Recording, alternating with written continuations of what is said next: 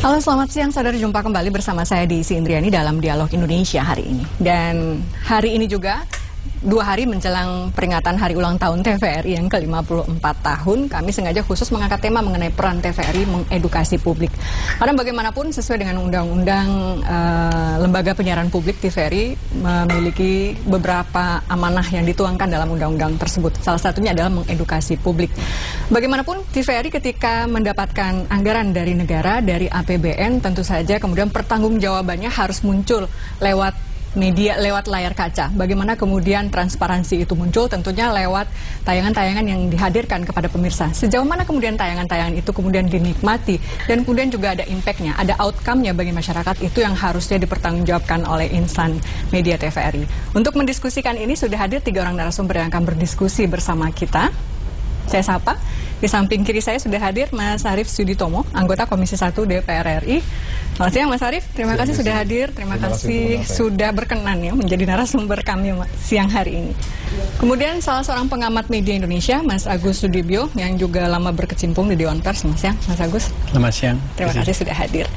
Dan tokoh muda kita, Mas Yuliantri Darwis, Ketua Komisi Penyiaran Indonesia. Selamat siang, Mbak Desi. Terima kasih sudah hadir. Baik, sebelum kita berdiskusi panjang lebar tentang bagaimana sih sebetulnya peran dan posisi TVRI saat ini, kita akan menyaksikan sebuah tayangan pembuka terkait dengan tema kita siang hari ini. Mari kita saksikan bersama.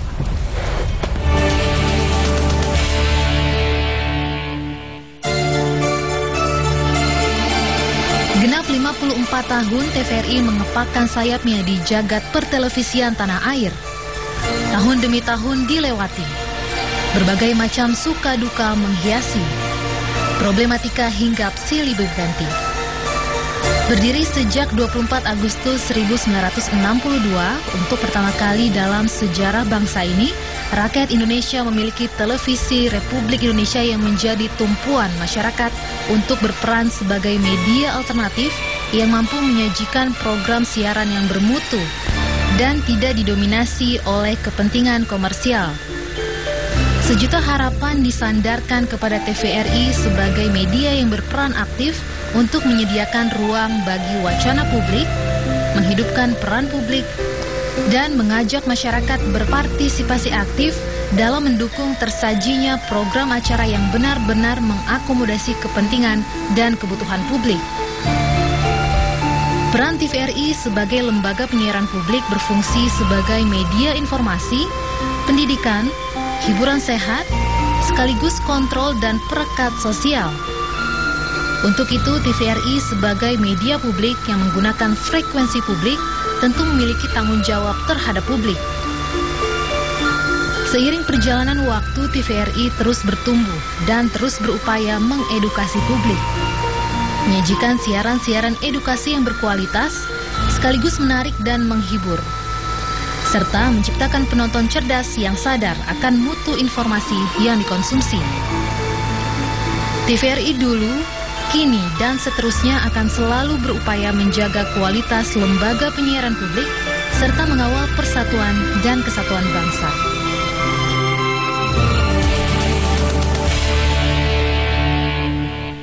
Ya, terima kasih saudara. Itu tadi prolog pembuka kita terkait dengan tema kita pada siang hari ini, peran TVRI mengedukasi publik. Saya mau ke Mas Arief dulu. Mas Arief, sebetulnya bagaimana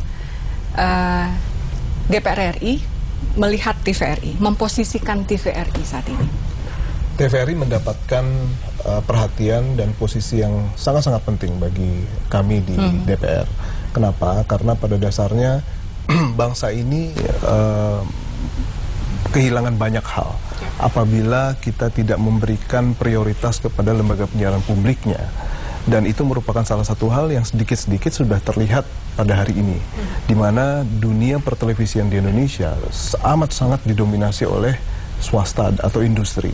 Sehingga dalam berbagai macam hal, pressure kepada industri atau kepada televisi itu sangat terpusat kepada swasta. Sementara kalau dalam berbagai macam diskusi kadang-kadang kita lupa ada satu televisi yang dibiayai oleh anggaran negara, tetapi tidak mendapatkan perhatian dari publiknya seperti yang seharusnya. Ini ternyata dilihat dari ratingnya, dilihat dari PNBP-nya. Dan itu merupakan salah satu hal yang menjadi catatan di kami. Bagaimana kita memperbaiki itu semua. Bagaimana kita harus melakukan mengangkat kembali TVRI untuk pada akhirnya menjadi referensi buat informasi, buat hiburan, buat tadi perekat sosial di Indonesia. Itu lewat apa? Dan salah satu hal yang menjadi alat buat kami di Komisi 1 DPR RI adalah dengan membahas dengan sangat-sangat serius rancangan undang-undang RTRI, di mana TVRI menjadi salah satu bagian penting dari rancangan undang-undang tersebut. Oke, nanti kita teruskan. Kalau kemudian amanat yang diberikan oleh Undang-Undang Nomor 23 Tahun 2002 itu begitu luar biasa untuk TVRI sebagai perekat sosial, edukasi, informasi, kemudian juga harus menjaga netralitas. Nanti kita kupas lebih dalam. Tentunya harus ada penilaian untuk itu. Saya mau ke Mas Andre dulu. Mas Andre melihatnya seperti apa? Selaku Ketua KPI ini sekarang. Ya, salah satu stakeholder bangsa ini memang salah satunya memang diharapin dari lembaga publik TVRI. Karena undang-undang, bukan hanya undang-undang penyiaran, tapi undang-undang dasar itu mendorong yang namanya pencerdasan kehidupan bangsa. Nah, turunannya memang salah satunya saluran media. Harapan dari kenapa TVRI menjadi sebuah isu yang menarik, karena diharapkan TVRI menjadi lokomotif edukator. Jadi benar-benar social engineer itu muncul dari TVRI, memberikan industri, khususnya LPS ya, lembaga penyiaran swasta itu juga mengikuti ruh jiwa dari bagaimana hadirnya TVRI sebagai lokomotif stakeholder ini. Nah, permasalahannya adalah bagaimana nilai-nilai ini bisa muncul dengan bahasa yang mudah dipahami, sehingga nilai-nilai kebangsaan, cinta tanah air, nasionalisme yang menjadi ruang positif publik itu bisa ditularkan oleh TVRI untuk industri swasta lainnya. Kebanyakan selama ini kan kita berharap TVRI hanya sebagai pilihan di masyarakat, seolah TVRI yang harus kita tonton, ya kan, malah menjadi alternatif saja, ya, bukan rujukan utama. Ya, nah harapan ke depan tentu kita pengen adalah sebuah lokomotif, ibarat gerbong ruang publik, itu adalah lokomotif itu ada di TVRI. Mas, sedikit saya potong ya. Ketika Mas Andri mengatakan TVRI kemudian hanya menjadi alternatif, itu adalah salah satu visi dan misi yang dicantumkan oleh TVRI. Jangan-jangan visi dan misinya juga perlu dikoreksi, saya pikir. Iya, spirit itu memang maksudnya kalau memang menjadi lokomotif harusnya diberani mengatakan kami yang terdepan. Iya, itu menjadi sebuah, kalau bahasa komunikasi itu salah satu pesan kekuatan bagaimana karakter sebuah itu muncul ya, institusi itu muncul. Nah, memang kalau visi misi itu jadi alternatif itu kan menjadi sebuah opsional ya. Itu bahasa itu kalau dimaknai secara harfiah bahasa tentu maknanya agak lemah. Nah, mudah-mudahan dengan spirit 54 tahun bisa merejuvenasi kembali konteks bagaimana TVRI sebagai, menurut saya harus jadi lokomotif. Atau jangan-jangan begini, TVRI pun kemudian juga menakar diri, tidak berani mengatakan kami akan menjadi yang terdepan, karena banyak sekali kemudian aturan-aturan yang membelenggu mereka yang membuat TVRI tidak bisa maju ke depan lebih kencang. Saya pikir bicara tentang sebuah media sebagai ruang publik informasi, edukasi, saya pikir TVRI mempunyai yang paling mayoritas ya dalam artian tatanan ini. Jadi kalau bicara tentang konteks itu memang harusnya TVRI harus tampil terdepan. Bagaimana menjadi, bukan hanya jadi follower, tapi memang menjadi orang-orang bisa memfollowing yang namanya TVRI. Nah, ini yang mungkin ada satu jedah ataupun ruang kosong yang mungkin antara industri swasta memahami ruang publik yang digiring oleh KPI, bicara tentang ruang publik edukasi, misalnya kebangsaan, kenegaraan, bagaimana nasionalisme itu muncul secara kuat. Itu sih Mbak Desi. Nah, harapan ke depan tentu formula ini harus dipikirkan dengan baik, harus bikin suatu grand strategi yang rapi, karena bahasa sekarang itu kan bicaranya situasional, jadi situasi itu selalu berubah dan TVRI harus memahami itu. Betul. Jadi tidak bisa misalnya mohon maaf, dulu orang tidak berpikir namanya surat kabar itu akan ditinggalkan, ada namanya revolusi digital, tapi memang harus dipahami yang namanya customer behavior, bagaimana society itu berubah perilaku. Nah, perilaku ini juga harus seiring dengan semangat perubahan TVRI. TVRI juga harus menangkap dan masuk dalam perubahan itu ya, bergerak linear. Oke, Mas Agus, sudahkah kemudian harapan itu, kalau tadi Mas Arief mengatakan banyak harapan yang ditumpangkan kepada TVRI, Mas Andre juga bilang begitu. Sudahkah paling tidak kalau kita bikin angka-angka penilaian, harapan yang ditumpangkan kepada TVRI itu di angka berapa sih sebetulnya sudah terwujudkan oleh TVRI sebagai sebuah organisasi? Ya, banyak aspek yang perlu dilihat ya, misalnya kita abaikan dulu di aspek yang menjadi penghalang, menjadi barrier. Tapi kalau kita lihat, misalnya gini, jadi salah satu tantangan TVRI itu adalah bagaimana menghilangkan status identitas sebagai televisi pemerintah. Oke. Itu menurut saya tantangan utama ya, karena di dalam kosmologi berpikir masyarakat Indonesia, TVRI itu televisi pemerintah. Nah itu saya kira persoalan pertama TVRI. Nah saya lihat sebenarnya perlahan-lahan TVRI itu mulai bisa meninggalkan itu ya, meninggalkan image sebagai televisi plat merah itu gitu ya. Dan menurut saya itu yang ditingkatkan, itu yang pertama. Yang kedua, kita sudah terbiasa membandingkan TVRI itu dengan televisi swasta. Padahal ini sebenarnya incommensurable gitu ya. Jadi tidak bisa dibandingkan karena masing-masing itu mempunyai fungsi yang berbeda, berada dalam lokus yang berbeda gitu. Nah, saya selalu bilang udah lama dulu, kalau kita ingin membuat perbandingan tentang lembaga penyiaran publik televisi, TVRI itu harus dibandingkan dengan lembaga penyiaran publik di negara lain yang lebih bagus. Di Jepang, di Korea, di Australia. Jadi benchmark jangan televisi swasta, tapi televisi publik di negara lain. Atau misalnya Malaysia, misalnya begitu. Jadi benchmarknya dulu harus benar, karena kalau kita membandingkan selalu TVRI dengan televisi swasta, kita akan kejebak dalam parameter-parameter yang sebenarnya mungkin tidak cocok untuk TVRI sebagai televisi publik gitu ya. Meskipun dalam beberapa hal juga perlu digunakan share of audience, rating itu sama ya. Tapi aspek-aspek lain, harapan-harapan lain, bagaimana televisi dengan televisi swasta itu berbeda gitu. Nah, tentu banyak isu kan yang muncul, kenapa TVRI itu belum memenuhi sepenuhnya harapan masyarakat. Ada isu budget gitu kan, ada isu intervensi politik, ada isu masalah internal, macam-macam. Ini menurut saya harus diurai satu-satu. Paling tidak saya bisa merumuskan TVRI harus bisa diselamatkan, diringankan dari beban-beban politik masa lalunya. Sebagai televisi pemerintah, terus kemudian intervensi-intervensi politik yang akan terjadi atau yang sudah terjadi pada TVRI itu harus diselesaikan. Nah, kalau masalah-masalah mendasar dan fundamental ini bisa selesai, kita bisa berharap TVRI akan berkembang sebagai televisi publik gitu. Nah, itu yang menurut saya perlu diprioritaskan sekarang gitu. Oke, nanti kita teruskan. Bagaimana kemudian TVRI itu bisa lepas dari kungkungan seperti itu ya? Orde Baru, orang mengatakan memang TVRI sebagai TV pemerintah. Apakah kemudian bayang-bayang itu sampai hari ini masih melekat kepada TVRI? Bahkan ada TV lain yang mau menjadi seperti TVRI kan sekarang. Nanti kita diskusikan. Kita harus break dulu, tetaplah bersama kami dalam Dialog Indonesia hari ini.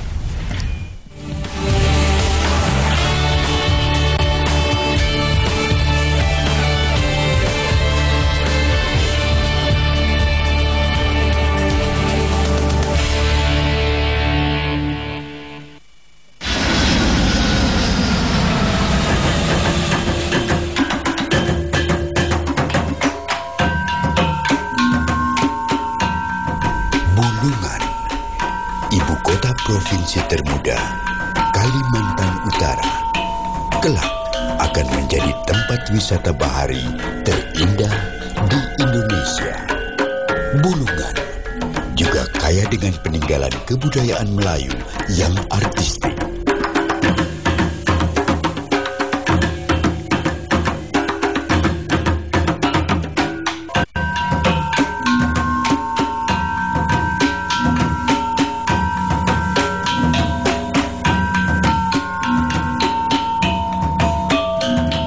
Bersama TVRI, kenali keindahan tiap jengkal tanah pertiwi.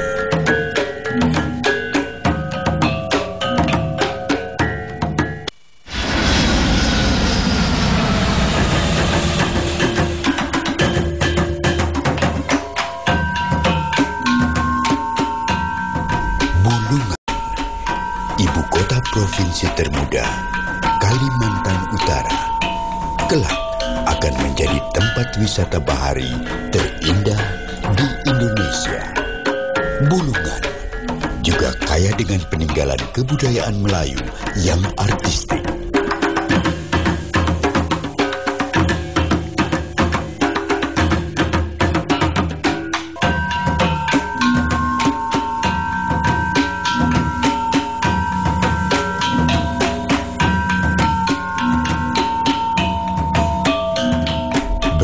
TVRI. Kenali keindahan tiap jengkal tanah pertiwi.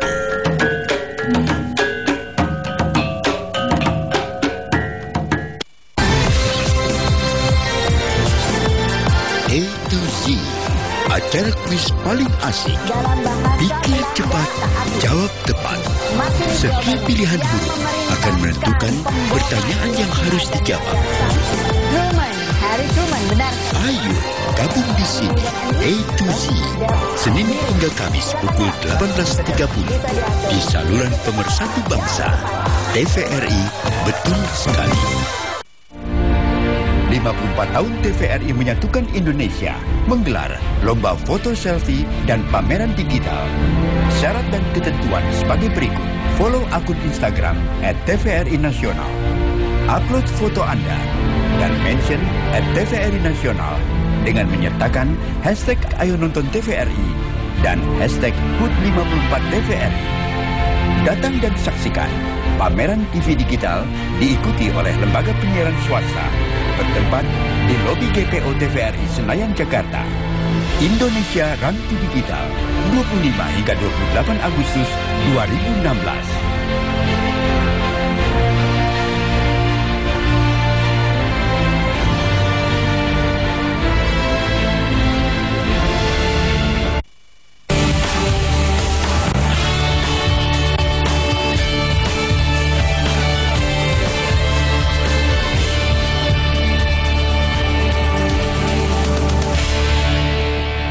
Terima kasih saudara Anda kembali bersama kami dalam Dialog Indonesia hari ini dan masih bicara mengenai peran TVRI mengedukasi publik. Mas Arief? Iya. Tadi kan mengatakan bahwa sebetulnya TVRI itu ditugasi amanah perekat sosial, edukasi, informasi, dan hiburan seperti itu. Sebetulnya kan TVRI sudah melakukan itu semua. Saya yakin.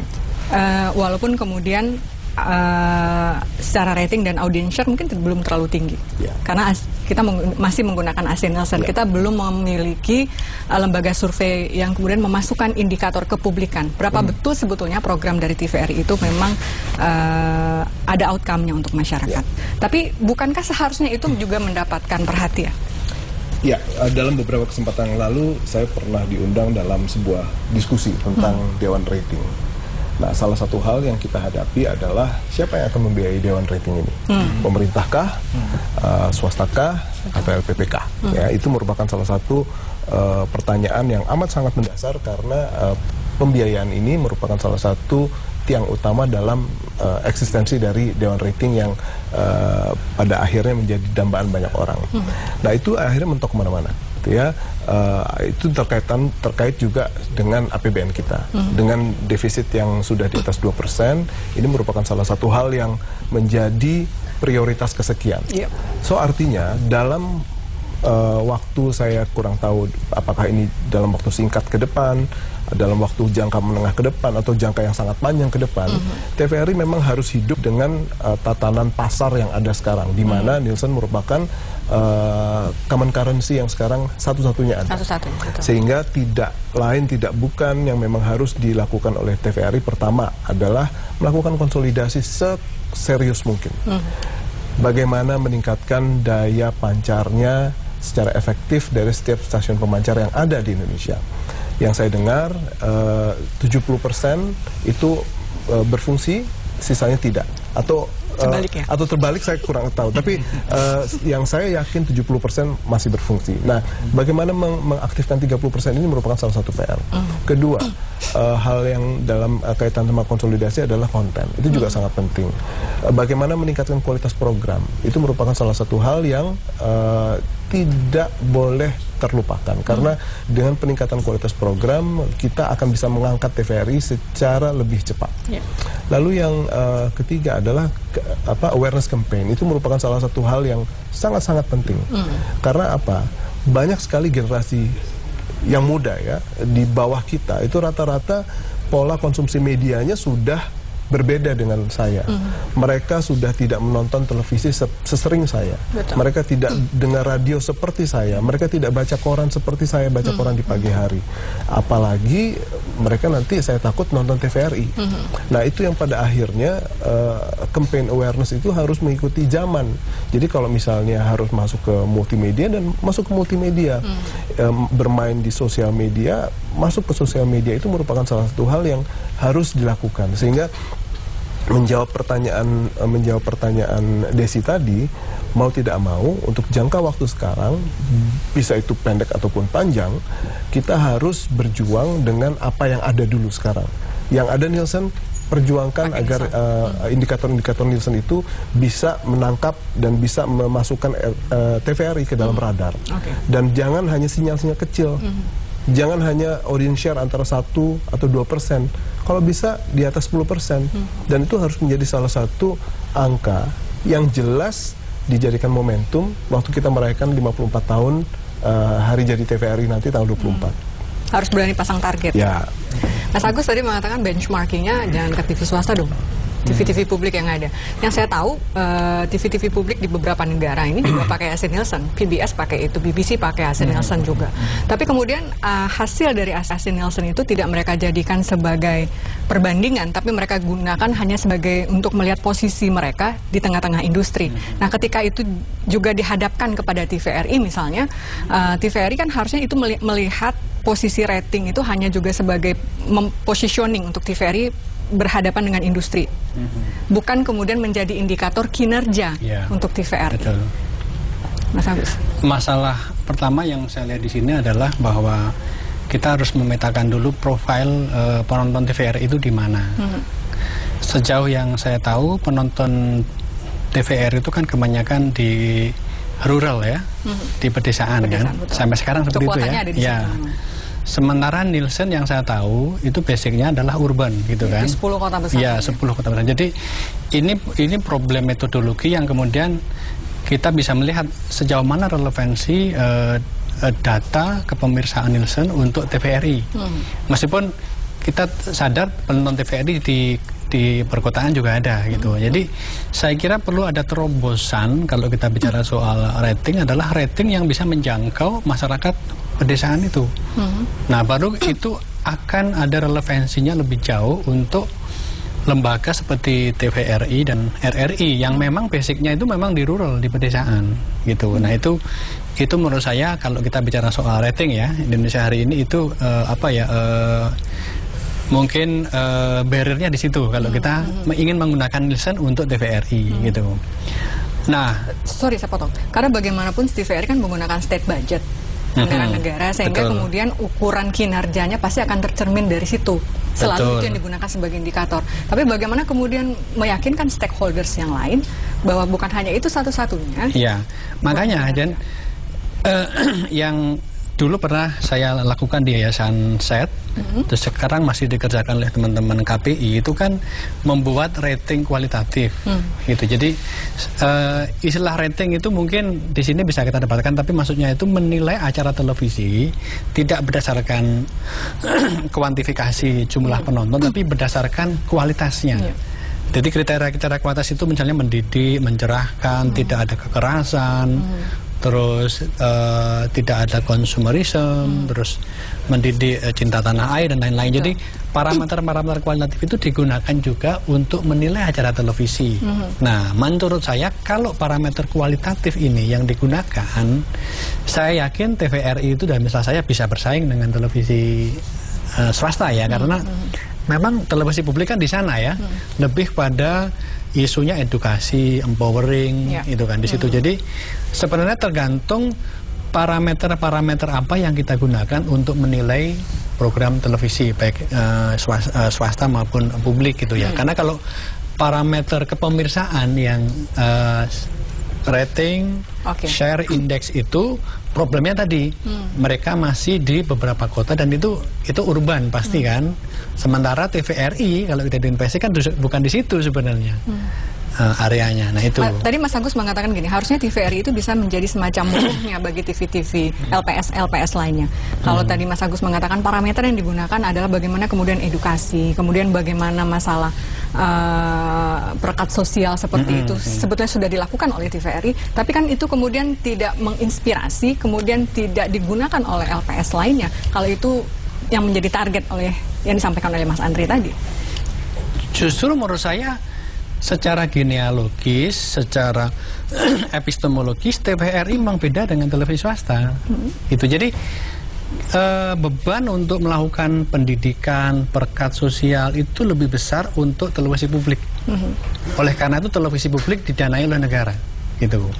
Bukan berarti televisi swasta itu tidak mempunyai fungsi peran ini, masih dia, tapi kan heavy-nya televisi swasta itu ya bisnis kan, gitu loh. Jadi kita tidak bisa memaksa televisi swasta itu untuk katakanlah mempunyai porsinya juga harus sama besar, gitu. Mempunyai misi, mempunyai peran mendidik macam-macam yang terlalu tinggi, karena memang basicnya dia memang swasta, komersial gitu ya. Meskipun tetap ada fungsi itu.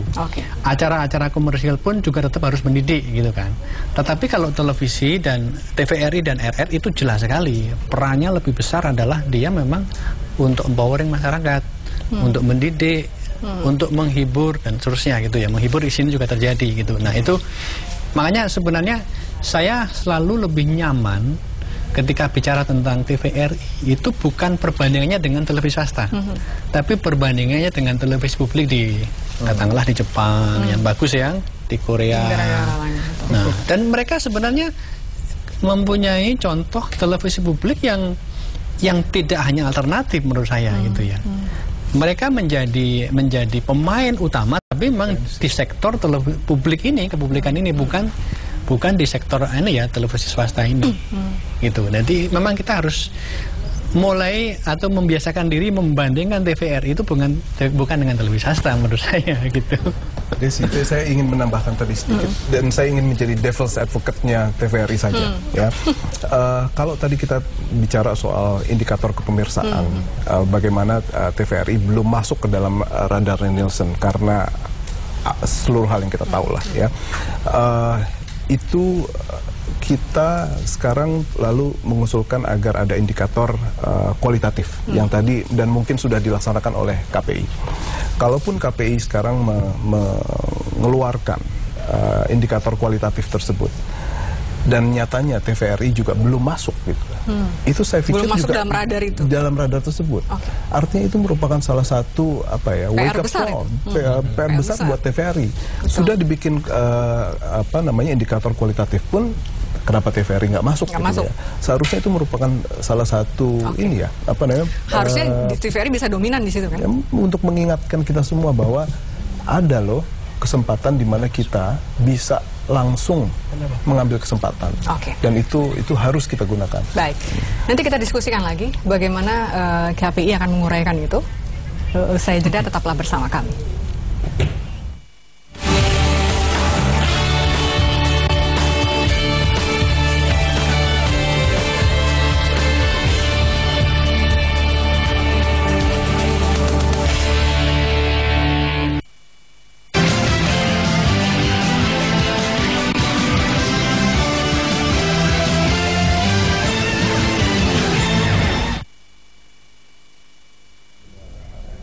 Khususnya di Kecamatan Apari, Jembali menghadapi lonjakan harga sembako karena air Sungai Mahakam surut. Kecamatan Long Apari yang berada di perbatasan Kaltim, Malaysia sering menghadapi kesulitan transportasi karena air Sungai Mahakam surut akibat kemarau. Satu-satunya urat naik di perdagangan ke perbatasan air Mahakam sangat menentukan harga sembako karena sembako ke Long Apari hanya bisa diangkut melalui alur Sungai Mahakam. Ketika air Sungai Mahakam surut, longboat pembawa sembako sulit bisa menembus Kecamatan Long Apari. Menurut tokoh masyarakat Long Apari, Lasa, saat ini dengan kondisi air Sungai Mahakam yang surut, longboat hanya bisa menembus sampai Long Lunuk. Selebihnya, barang di dalam longboat harus ditarik perahu kecil atau chest setelah sebagian barang di dalam longboat dipindah ke chest. Akibat sulitnya menembus perairan Mahakam menuju Long Apari, praktis ongkos angkut semakin mahal dan berimplikasi terhadap harga kebutuhan barang pokok. Kini dengan adanya kenaikan ongkos transportasi akibat alur Sungai Mahakam surut, harga gula pasir di Long Apari mencapai Rp25.000 per kilogram, gas 12 kilogram, dan Rp400.000 untuk beras kemasan 25 kg, serta Rp450.000 untuk BBM dan Rp20.000 per liternya. Masyarakat perbatasan meminta pemerintah turun tangan membantu menetralisir harga barang karena sudah sangat terlalu mahal. Anda dapat kembali menyaksikan Dialog Indonesia hari ini. Sampai jumpa.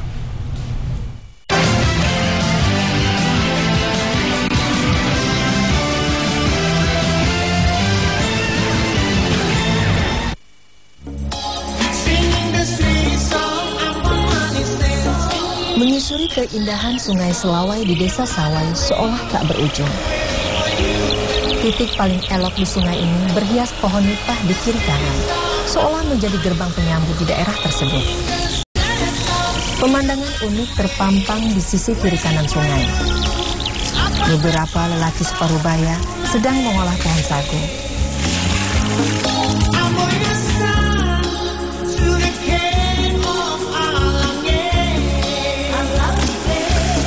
Tidak ketinggalan anak-anak bermain menyusuri sungai. Sungguh aktivitas tradisional yang sangat jarang ditemui di kota Ambon. Disitulah dapur pembuatan bahan sagu makanan tersebut dibuat. Sungai Selawai, sebuah keindahan tanpa ujung.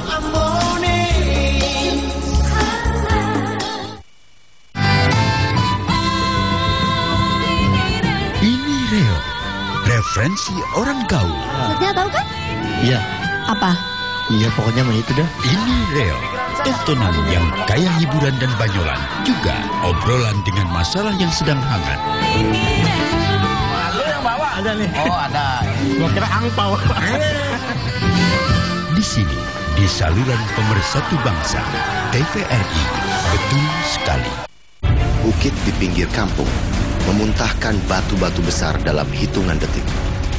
Salam tangguh, salam kemanusiaan. 1001 bencana. Cepat tanggap dalam menghadapi setiap musibah, mencari solusi di setiap tragedi, mencegah dan menangkal lebih dini. 1001 bencana. Saksikan setiap Kamis pukul 13 di TVRI, saluran pemersatu bangsa.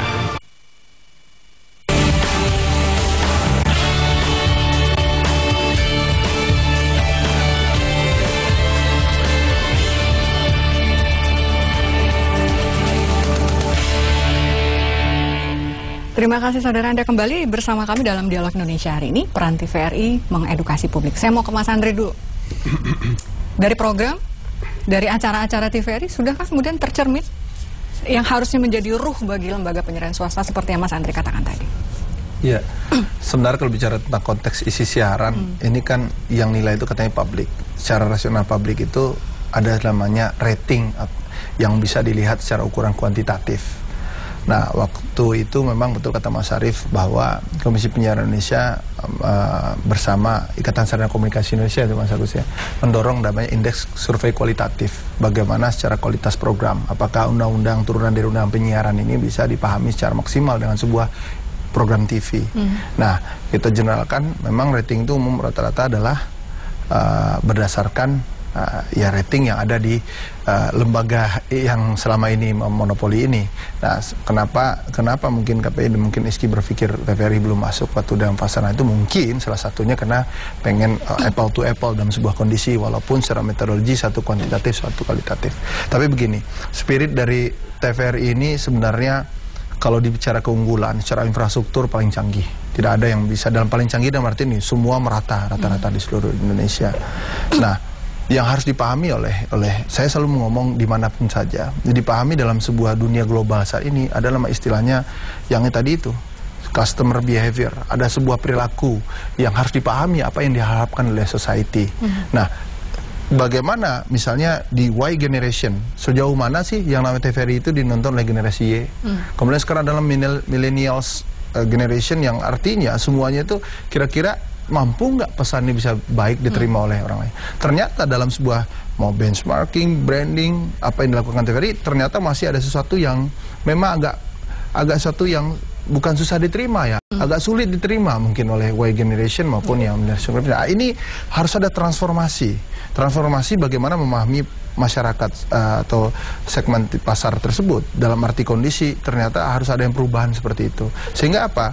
Kalau bicara tentang peran TVRI sebagai ruang edukasi publik, definisi yang edukasi ini harus dicoba polanya. Kalau bicara pendidikan kan dulu masih ingat kalau kita sebagai ada guru, ada murid, gurunya mengajar one way communication begini, sekarang udah ada tools, ada improvisasi sehingga ada antara audio dan visual itu enak dilihat, enak didengar. Nah, saya pikir yang namanya TVRI juga harus memahami itu. Jadi bukan hanya sehingga ruang edukasi ini mungkin secara konsep, secara apapun TVRI itu sudah kuat secara karakter isi dan sebagainya. Tapi bagaimana mengemas ini menjadi sebuah siaran yang mungkin bisa dipahami dan dicintai oleh masyarakat, inilah mungkin yang harus dilakukan sebuah strategi baru dari sebuah konteks TVRI dalam umur 54 tahun ini. Nah, harapannya kalau bicara tentang industri kan kita pahami bicara tentang ekonomi. Nah, kalau di apple to apple dengan industri televisi ya itu ukurannya jelas. Mereka ekonomi tentu kuantitatifnya. Tapi kalau TVRI di situ diharapkan adalah sebuah yang betul Mas Agus sampaikan bahwa ada yang namanya empowering, pemberdayaan secara totalitas, enlightenment, bagaimana pencerdasan itu muncul, dan terakhir ada edukasi tersistem, formal tetapi enak, menjadi program edukasi yang dicintai. Nah, terakhir tentu endingnya adalah nasionalisme. Nah, ini yang mungkin TVRI, kenapa saya selalu ngomong menjadi lokomotif dalam sebuah media televisi, karena harapannya adalah televisi swasta itu bisa memikirkan itu juga. Ada empoweringnya, ada enlightenmentnya, ada juga education, dan terakhir nasionalisme. Hanya selama ini mungkin TVRI yang bisa mendorong itu, tetapi di secara perilaku masyarakat umum belum bisa diterima ini. Apa sih konten yang kira-kira bisa yang enak secara langsung dengan program perilaku-perilaku yang namanya society saat ini? Karena ada Y generation kalau bahasa media barunya, ada yang namanya millennials yang menginginkan suatu perubahan yang bukan hanya sekadar kualitas gambar, teknis apa, tapi juga konten yang tidak jenuh didengar, tidak monoton, yang seolah-olah ada suatu paradigma kalau TVRI itu selalu yang aduh pasti ini usianya begini gitu kan. Nah, ini harus ditembus ya. Transformasi ini harus ditembus oleh TVRI. Jadi tidak menjadikan seolah-olah, mohon maaf, menjadi umur makin tua, makin usang, akhirnya kok nggak ada sesuatu yang kira-kira kok meski lama-lama kok bisa jadi dimuseumkan, tanda kutip, endingnya bisa bahkan seperti itu. Nah, ini Mbak Desi, ini apa yang disampaikan Mas Arief, Mas Agus, ini harus jadi satu underline yang harus difikirkan. 54 tahun rasanya kalau kita bisa secara head to head dengan BBC, dengan yang namanya NHK dan sebagainya, saya pikir ada benchmark ya yang bisa dicontoh menjadi sebuah kekuatan dari TVRI saat ini. Oke, Mas Agus, kalau bicara tentang infrastruktur, katakanlah memang TVRI punya kekuatan di situ karena tersebar di banyak daerah. Tapi infrastruktur kita seperti kata Mas Arief tadi juga belum mengatakan 70 banding 30, entah yang 70-nya yang on, entah 30 yang masih on. Tapi terlepas dari itu, tentu dibutuhkan juga sumber daya manusia. Sumber daya manusia yang memiliki kapasitas di situ, memiliki kompetensi di situ, dan juga punya passion di situ. Problemnya adalah kita sejak tahun 99 sudah moratorium penerimaan pegawai. Dengan 29 stasiun penyiaran seluruh Indonesia saat ini, kita punya 5.000 pegawai, yang 2.000 sebetulnya adalah tenaga kontrak yang dipekerjakan sebagai pegawai LPP. Hanya 3.000 yang PNS gitu. Dan itu memang harus kita akui adalah mereka sudah memasuki usia-usia yang mungkin sebentar lagi sudah masuk usia pensiun. Karena ada undang-undang ASN yang baru, usia pensiun jadi 58, maka agak molor dikit nih pensiunnya. Itu kan problem sebetulnya. Problem yang dihadapi oleh sebuah organisasi yang sudah melewati masa naik, sekarang sudah mulai turun decline dia. Mas Agus. Ya, pertama cerita bahwa TVRI itu mempunyai secara teknis, infrastruktur, mempunyai keunggulan komparatif dibandingkan televisi swasta yang lain, itu menurut saya kan itu cerita 10 tahun yang lalu. Gitu loh. Hari ini yang terjadi menurut saya udah berbeda sekali. Tadi ya ternyata banyak sekali infrastruktur itu yang tidak beroperasi gitu kan. Maintenance-nya mahal sehingga kemudian tidak dilakukan maintenance dengan baik gitu ya. Sementara televisi swasta itu menggunakan teknologi yang semakin canggih. Jadi sebenarnya keunggulan komparatif dalam konteks teknologi itu sudah tidak relevan sebenarnya sekarang gitu ya. Apalagi kita 5 tahun lagi memasuki era televisi internet, gitu. Itu sudah beyond apa yang kita bicarakan gitu. Nah, yang kedua, saya membayangkan TVRI itu bisa seperti NHK, BBC, di mana anak-anak muda di negara-negara ini ya, di Inggris, di Jepang itu bangga loh masuk televisi publik itu. Bahkan mungkin mereka lebih bangga dibandingkan mereka magang di internship di televisi swasta loh, gitu. Jadi lagi-lagi kita sebenarnya punya benchmark yang bisa kita pelajari. Kenapa mereka bisa seperti itu? Kenapa kita belum, gitu ya? Nah, saya kira lagi-lagi sebenarnya ya TVRI harus bisa menunjukkan di depan publik bahwa mereka sesuatu yang berbeda dan layak untuk dilihat itu. Saya bayangkan misalnya begini ya, TVRI itu dalam satu hari siaran 24 jam ya. 22 jam. Tidak perlu bagus semua dalam 22 jam itu. Misalnya TVRI itu punya unggulan acara 1, 2, 3 aja, tapi itu bagus sekali gitu ya. Itu akan bisa menjadi magnet untuk menarik masyarakat dan menarik generasi muda untuk bergabung dengan TVRI gitu ya. Nah, yang kedua itu tadi. Jadi sudah lama saya kira sejak zamannya itu Bu Retno Intani waktu itu sudah diskusikan bahwa TVRI itu mempunyai beban sumber daya manusia yang tadi ya, yang beban masa lalu yang besar sekali yang memang ini harus di-cut. Terus diganti yang baru. Jadi waktu itu kan isunya Golden Shake Hands, sekian ribu karyawan. Kalau mau juga nggak ada orang yang baru. Nah, problemnya kan di situ. Problem pertama, Golden Shake Hands sendiri butuh dana yang besar. Betul. Gitu. Dan kan. rekrutmen pun kita juga mereka tidak ada. Belum tentu mau, gitu kan?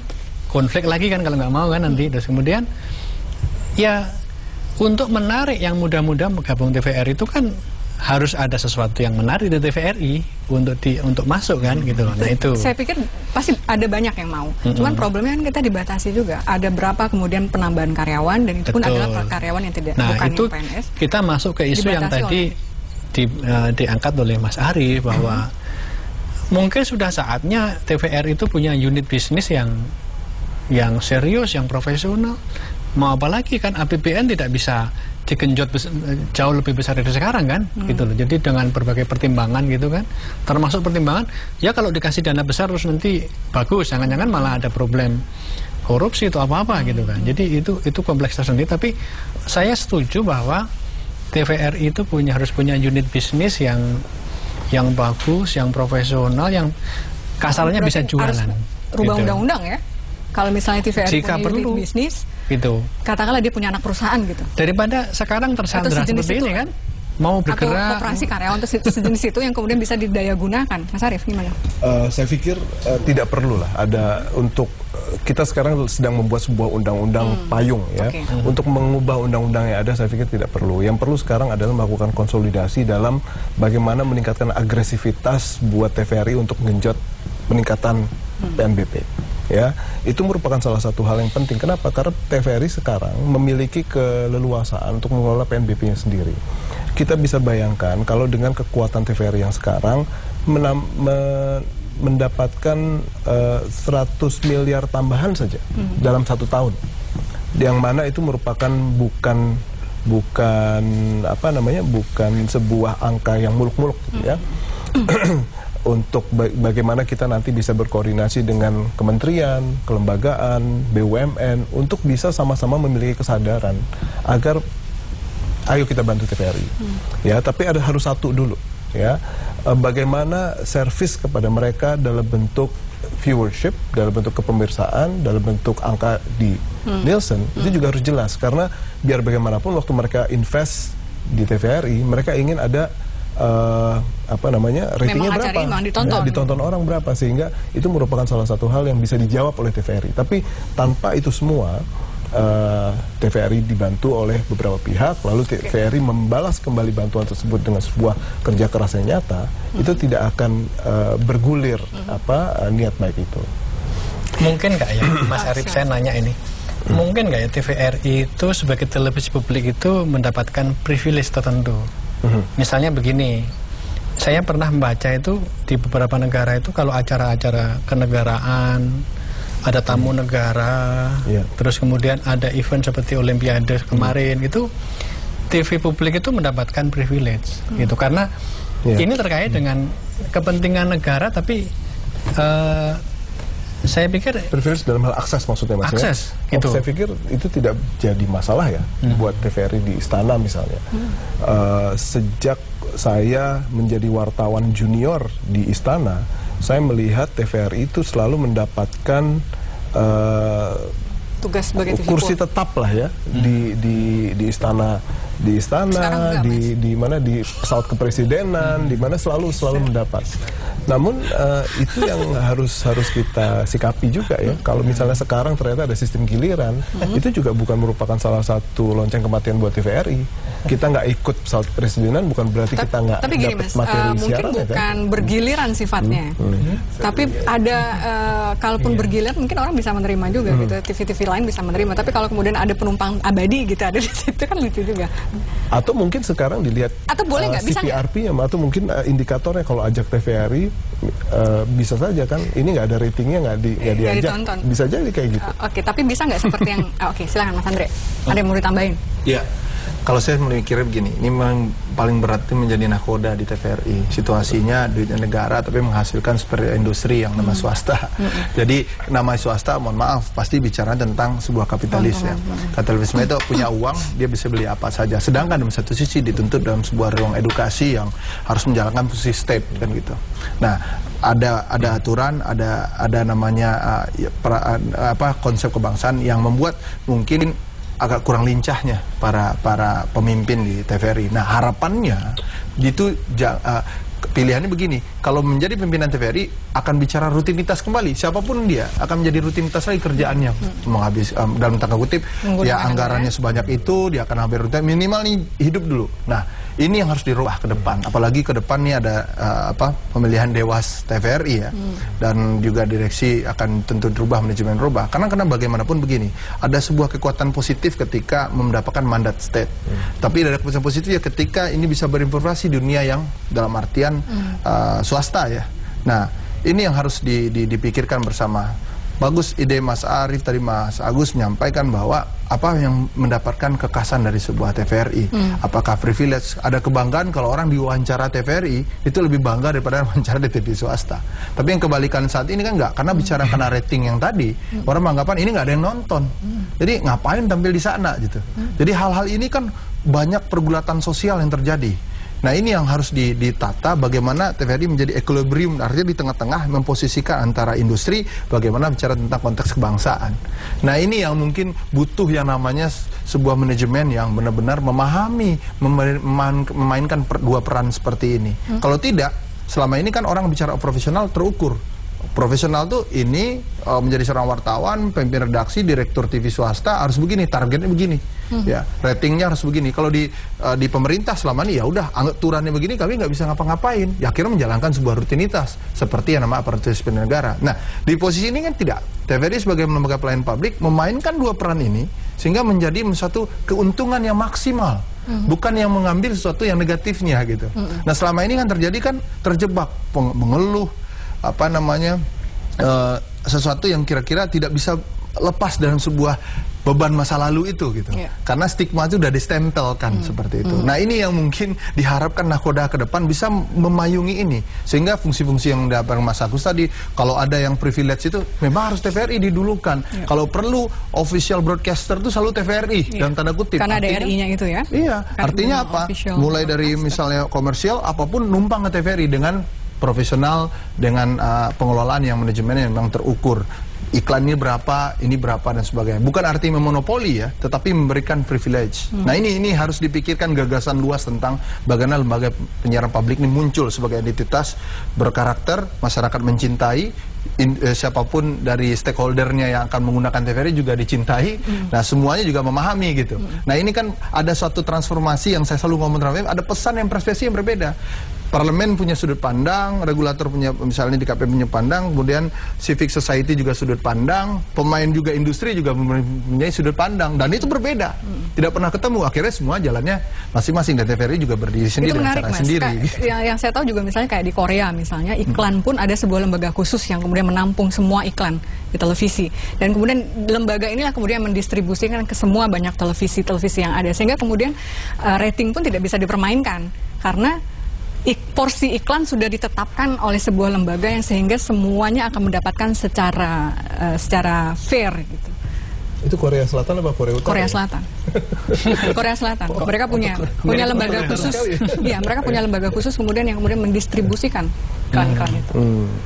Iya, memang banyak hal ya, aturan-aturan dari segi demografi, budaya yang miskin bisa dilakukan. Apalagi kan sebenarnya harapan TVRI ini banyak. Mohon maaf, siapapun ngomong dari hati pasti TVRI, iya nih kalau pengen begitu. Tapi kenapa ketika rasionalisasi ini terjadi di lapangan agak beda? TVRI mah gitu. Jadi ada spirit yang mungkin tidak seimbang dengan semangat, dengan harapan gitu loh. Harapan.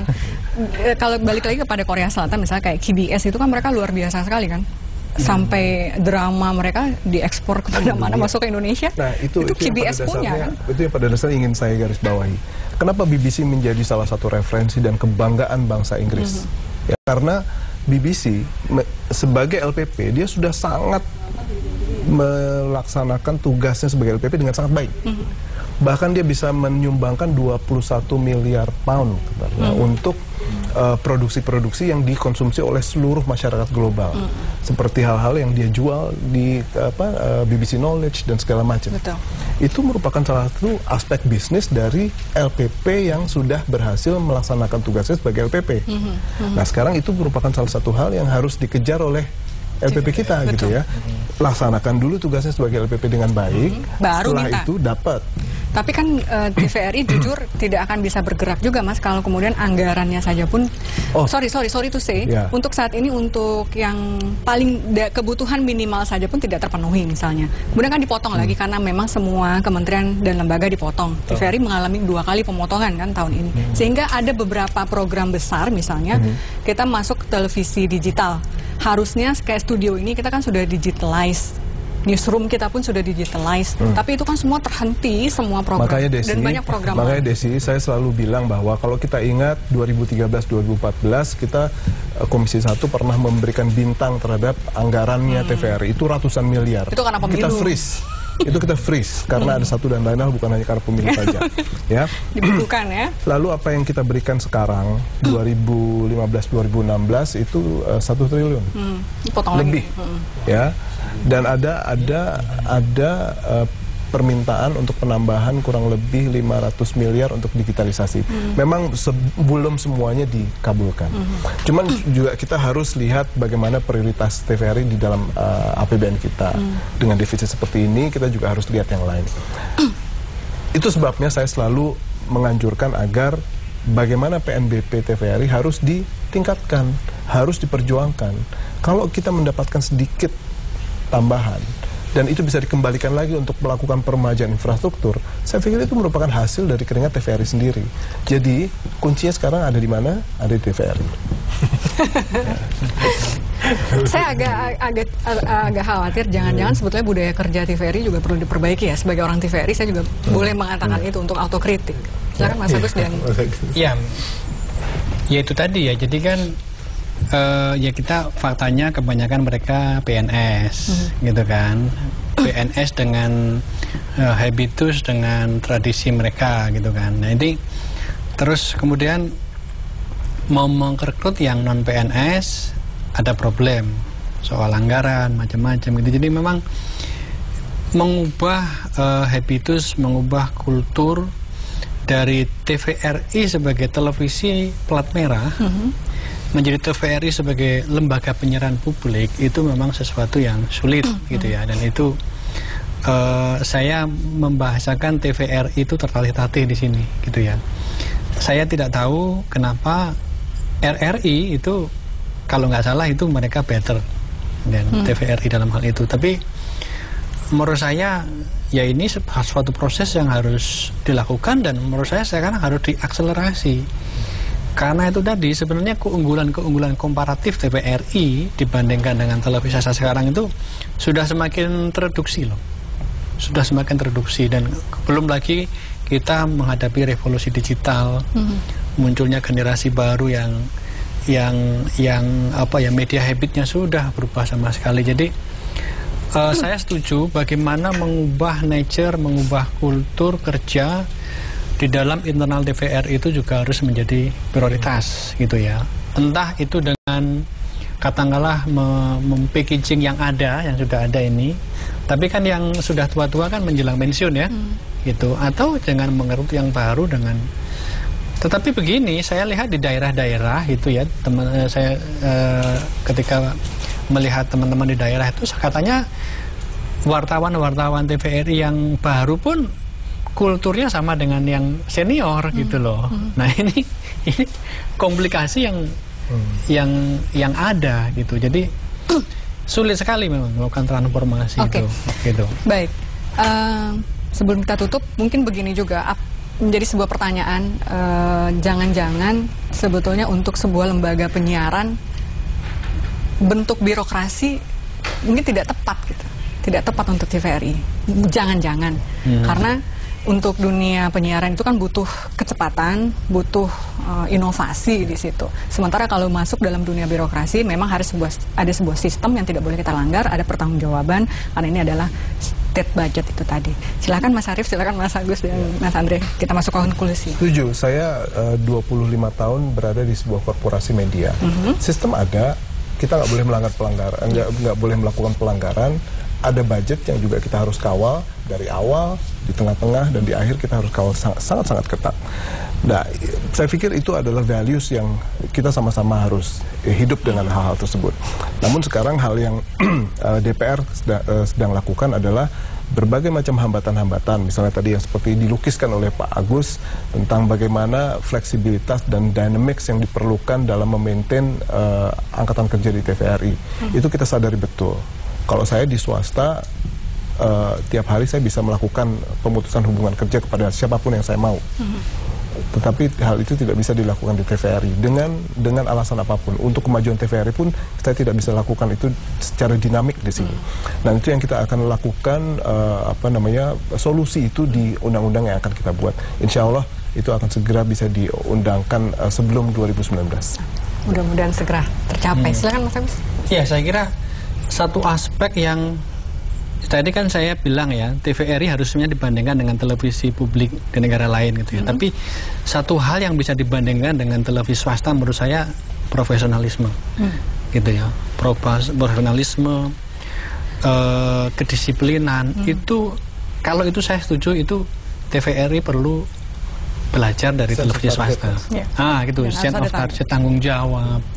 Gitu. Jadi value-value itu yang menurut saya, kalau konteks itu saya setuju, TVRI itu bisa dibandingkan dengan televisi swasta gitu. Dan menurut saya ini bukan hal yang sepele, ini penting sekali, karena kan pada akhirnya kan produk kualitas suatu acara televisi kan tergantung pada SDM-nya. Gitu. Baik, silakan Mas Andre. Iya, TVRI adalah lembaga penyiaran publik. Karena dia bicara publik, dia harus memahami apa yang menjadi harapan dari publik. Memang ini agak butuh audit yang komprehensif, bukan hanya bicara tentang audit sosial, audit perilaku dari sebuah masyarakat itu sendiri dan sebagainya. Harapannya adalah publik itu merindukan lah yang namanya perubahan yang menjadi tuntunan. Karena kalau bicara tentang LPS swasta kan pilihannya ada, tapi kalau publik itu siapapun publik harus menerima apapun gennya, apapun bentuknya dan sebagainya. Ini yang harus dipahami, dan ini kekuatan dari sebuah TVRI. Ayo menjadikan rumah ini menjadi rumah besar penyiaran Indonesia. Jadi siapapun kamar-kamar yang ada di sana di dalam itu terlindungi dengan adanya rumah besar ini yang bernama TVRI. Itu sih yang saya menjadi konklusi. Oke, terima kasih Mas Arief, terima kasih Mas Agus, terima kasih Mas Andre. Mudah-mudahan 2 hari lagi menjelang 54 tahun TVRI. Ini menjadi sebuah momentum yang harusnya ditangkap ya oleh orang-orang yang ada di TVRI, insan TVRI, dan tentu juga butuh dukungan dari semua stakeholders. Ya. Terima kasih sekali lagi, dan saudara, demikian tadi diskusi kami dalam Dialog Indonesia hari ini. Terima kasih atas kebersamaan Anda. Selamat siang, sampai jumpa.